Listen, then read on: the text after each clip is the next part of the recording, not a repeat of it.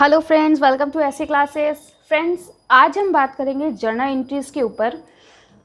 Friends, journal entry start करने के पहले बहुत ज़रूरी है कि हम डेबिट और क्रेडिट को समझें और अकाउंट्स के गोल्डन रूल्स को समझें। तो friends, debit, credit and accounts के जो गोल्डन रूल्स हैं, मैंने इसके ऊपर वीडियो ऑलरेडी बना दी है और आपको दे भी दी है, जो आप मेरे प्लेलिस्ट पे जाके देख सकते हो। तब ही आप ये जर्नल एंट्रीज़ की वीडियो देखना, क्योंकि आज मैं जब जर्नल एंट्री बताऊंगी तो मैं ये सोच कर बताऊंगी कि आपको गोल्डन रूल्स के बारे में नॉलेज है। बिना गोल्डन रूल्स को जाने आपके लिए जर्नल एंट्री करना टफ हो जाएगा। तो फ्रेंड्स, पहले आप वीडियो देख लें, देन उसके बाद क्लास करें। चलिए हम आज की क्लास स्टार्ट करते हैं। जर्नल का सबसे फर्स्ट हम ये देखते हैं कि उसका फॉर्मेट कैसा होता है। मतलब जर्नल एक तरीके का अकाउंट्स का सबसे बेसिक चीज़ है। सबसे फर्स्ट अकाउंट्स में हम जब भी प्रैक्टिकल करने जाते हैं तो हम जर्नल ही सीखते हैं। ओके, सो जर्नल का फॉर्मेट देखते हैं।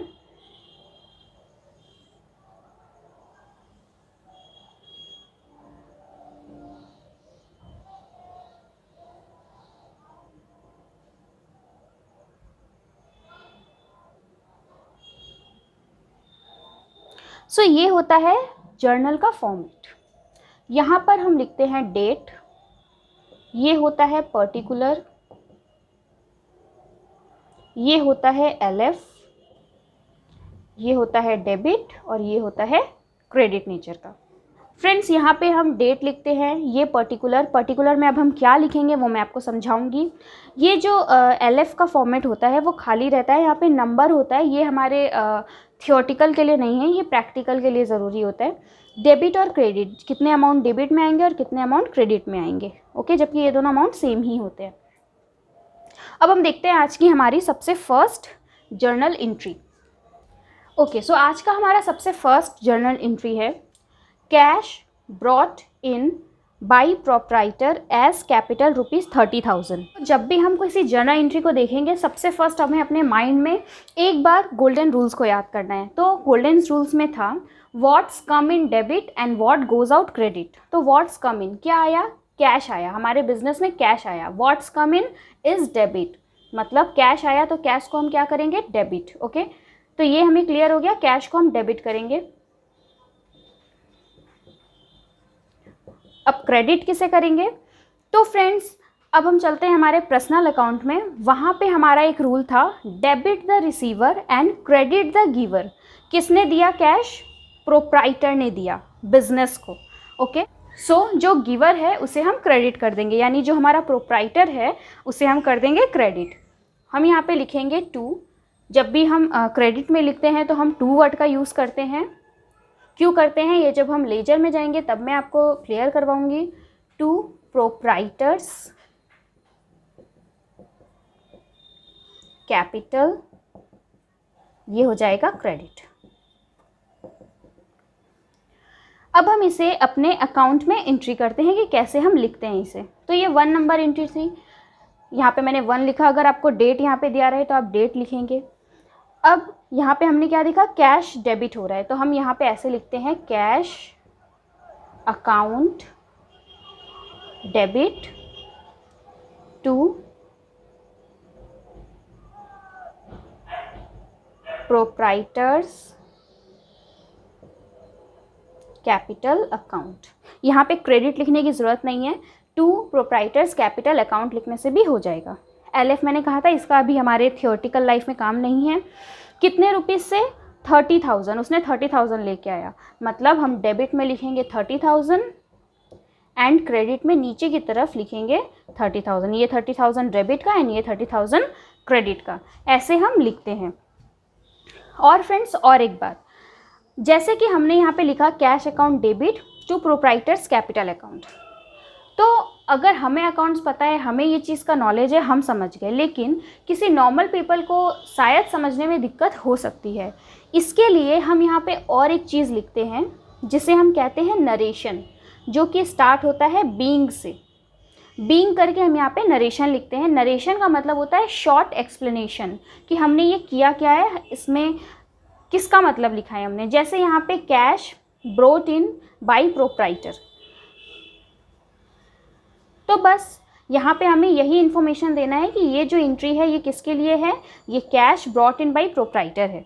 मतलब हम हम यहाँ पे बीइंग लिखेंगे एंड उसके बाद कैश से लेके पूरा प्रोप्राइटर तक हम यहाँ पे जैसे का तैसा उतार देंगे एंड अमाउंट भी बताएंगे as capital ₹30,000।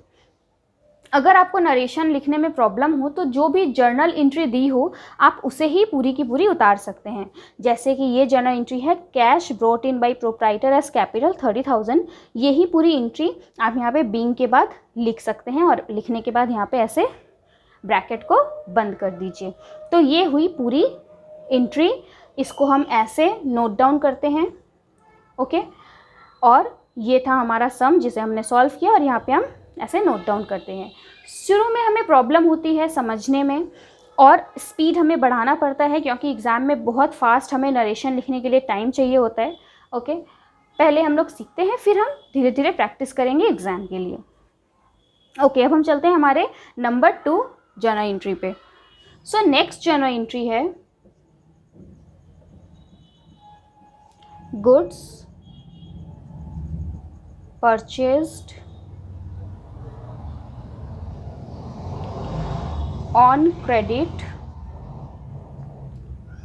from Mr. A ₹5,000।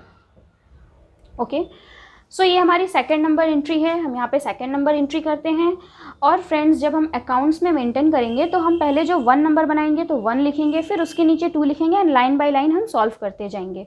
Okay, so 2 number में है गुड्स परचेज ऑन क्रेडिट, हमने परचेज किया। ओके, सो क्या आया हमारे पास, व्हाट्स कम इन डेबिट, है ना एक rule, what's come in debit. ये सब गोल्डन रूल्स बस पढ़ के ईजिली सॉल्व किया जा सकता है। जो आया उसे डेबिट करेंगे। तो क्या आया, परचेज्ड। ओके, हमने परचेज किया, गुड्स परचेज, तो हम गुड्स अकाउंट नहीं लिखते हैं, हम परचेज में डालते हैं। ओके, सो हम लिखेंगे यहाँ पर परचेज अकाउंट डेबिट। तो क्रेडिट क्या करेंगे, हमने गुड्स परचेज किया क्रेडिट में मिस्टर ए से। ओके, तो फ्रेंड्स क्रेडिट द गिवर, अब हमारा नेक्स्ट रूल यहाँ पे वर्क करेगा, क्रेडिट द गिवर। किसने दिया, मिस्टर ए ने दिया। ओके, एंड अभी तक हमने पैसा पे नहीं किया है।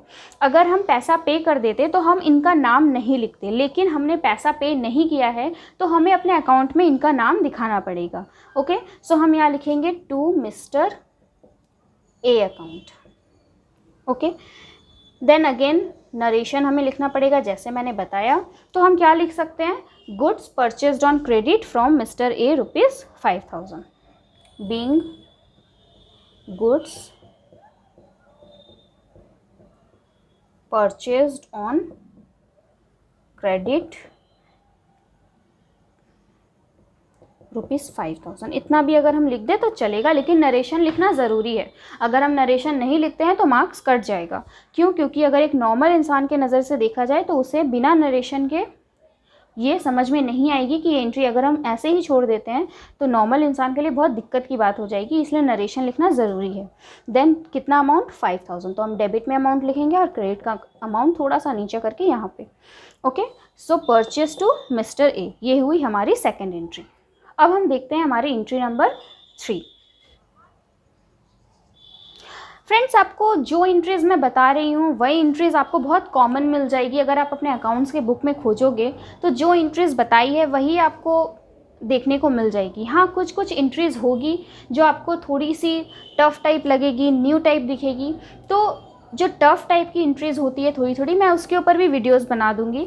ओके, किसी भी टाइप की एंट्री आपको एग्ज़ाम में छोड़कर नहीं आनी है।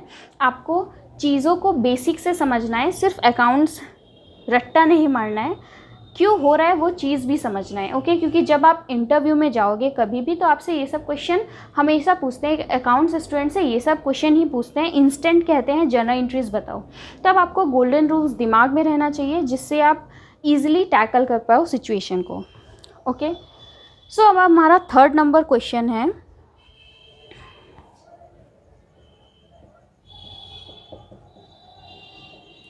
फर्नीचर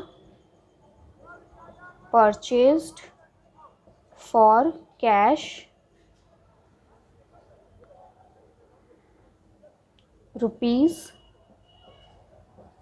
₹10,000। अब आपने 10,000 का फर्नीचर ख़रीदा है। फिर हम चलते हैं हमारे गोल्डन रूल में। तो वहाँ पे एक रूल है रियल अकाउंट में, what's come in debit, what's come in debit and what's goes out credit. तो व्हाट्स कम इन क्या आया हमारे पास फर्नीचर आया, हमारे पास एक एसेट आया। तो हम यहाँ पे लिखेंगे furniture account debit. Friends speed बहुत बढ़ानी पड़ेगी, क्योंकि अगर स्पीड नहीं रहेगी तो एग्ज़ाम में क्वेश्चंस मिस हो सकते हैं। And what's goes out credit, क्या गया, कैश गया, हमने कैश पे किया जिससे फर्नीचर आया, तो कैश गया, तो to cash account. Okay, then वही नरेशन लिखना हमें नहीं भूलना है, being furniture purchased for cash 10,000, पूरा सेम हमें उतार देना है, बीइंग फर्नीचर जो एंट्री है वैसा का वैसा पूरा उतार देना है। Okay, amount 10,000 debit, 10,000 credit. Okay friends, मैं जितने भी क्वेश्चन आपको बता रही हूँ आप भी एक कॉपी लेकर ये सब एंट्रीज लिखें एंड सॉल्व करने की कोशिश करें, जिससे एंट्री आपके दिमाग में बैठ जाए और कैसे आप सॉल्व कर रहे हैं उसका लॉजिक भी क्लियर हो। अब हम देखते हैं क्वेश्चन नंबर 4। 4 नंबर एंट्री है goods sold on credit to Dev for ₹5,000। इस बार हमने क्रेडिट में सामान बेचा है, परचेज़ नहीं किया है। पहली वाली एंट्री हमने परचेज़ की करी थी। अब सेल में हम देखते हैं हम क्या करेंगे। तो फ्रेंड्स परचेज़ डेबिट नेचर का होता है, सेल क्रेडिट नेचर का होता है। ओके, सो हमने सेल किया, ओके, बदले में हमारे पास पैसा आना चाहिए था, लेकिन अभी तक पैसा नहीं आया क्योंकि हमने क्रेडिट में बेचा है। मतलब फ्यूचर में हमें पैसा मिल जाएगा, किससे, देव से। ओके, सो इस बार हम देव को क्या करेंगे, डेबिट, क्योंकि ये क्या है, हम इससे हमारा अकाउंट इससे रिसीवेबल है, हमारे पास पैसे आएंगे। ओके, सो हम यहाँ पे लिखेंगे देव अकाउंट को डेबिट करेंगे। ओके, एंड क्रेडिट किसे करेंगे, यहाँ पे हम क्रेडिट करेंगे व्हाट्स गोज़ आउट क्रेडिट, क्या गया, गुड्स गया। ओके, किस बहाने, सेल, हमने सेल किया तो सेल को हम क्रेडिट करेंगे। अब हम इसे एंट्री यहाँ पे कैसे करेंगे,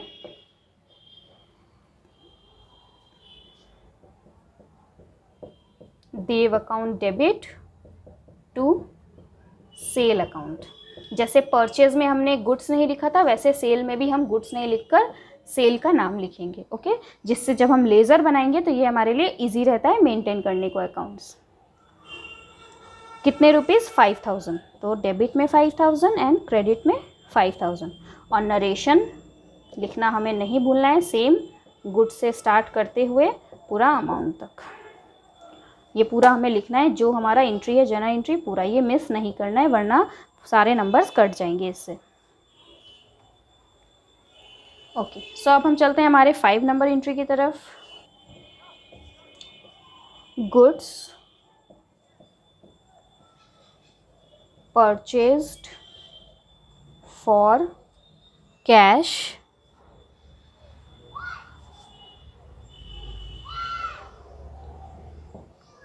goods purchase for cash. Okay, पहली बार हमने क्रेडिट में किया था, इस बार हम कैश में कर रहे हैं। तो सेम परचेज किया है, क्या आया हमारे पास, व्हाट्स कम इन, परचेज आया, गुड्स आया, तो हम गुड्स नहीं लिखकर परचेज नाम देते हैं।